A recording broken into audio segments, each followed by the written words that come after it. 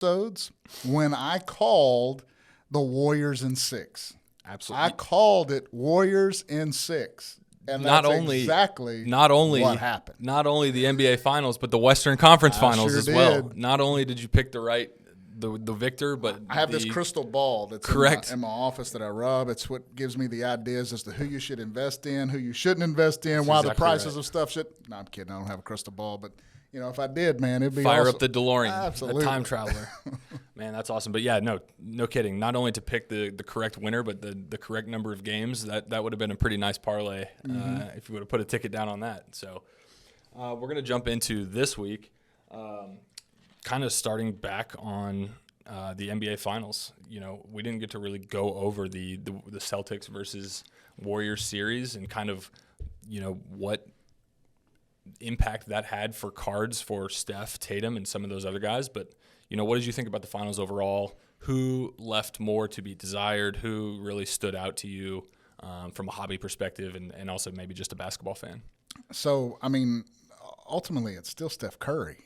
Steph Curry has solidified himself, and to be in all honesty, to me, he should be ranked in the GOAT quotes above LeBron.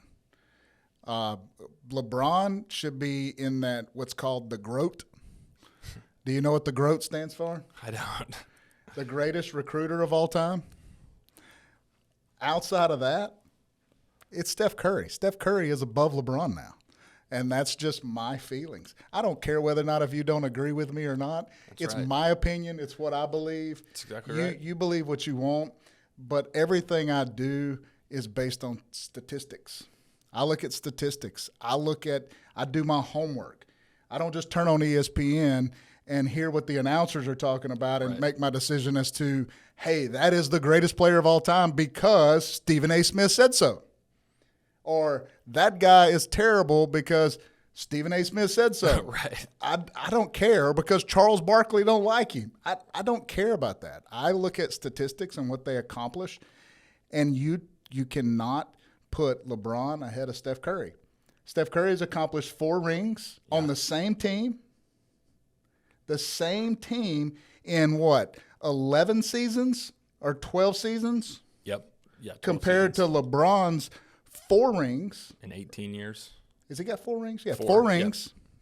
Yep. 3 different teams that he keeps changing and recruiting to.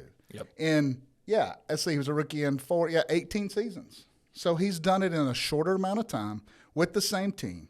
Now, we can still argue the facts. Sure. That, yes, they've had a great team. They have Kevin Durant. They've brought in good players. But tell me what they brought in for this year. Last year, they had the worst record, one of the worst records in the NBA. That's exactly right. They were just healthy this year. This year, that's exactly right. They got back Klay Thompson. They had the Splash Brothers.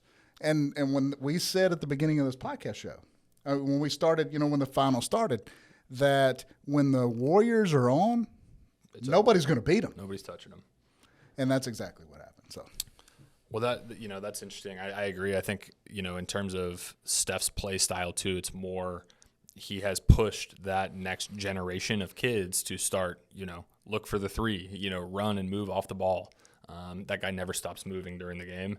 And he showed in the finals why he is, in that best ever. And I think it's more of I think it's more of the thing with the hobby that because he's not flashy, he's not up there doing dunks and flying from the free point from the free throw line and things along those lines. That's I think most people like the flashiness when it comes to the hobby. Think of Michael. When Michael came into the league, everybody was laying the ball up. Yeah. When that dude dunked the ball the first time and he dunked in your face and pointed at you and did all that, well, that is why people like that. Correct. That's why Michael, he changed the game of basketball from layups to playing above the rim, right? And now Steph has kind of taken that playing above the rim or playing, in we'll call it within 30 feet of the hoop.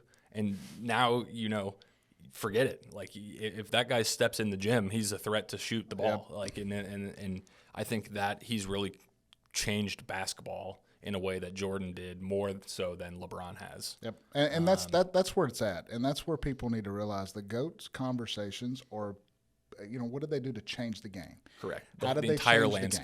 The game? Yes. Right. And that's where those conversations come into play.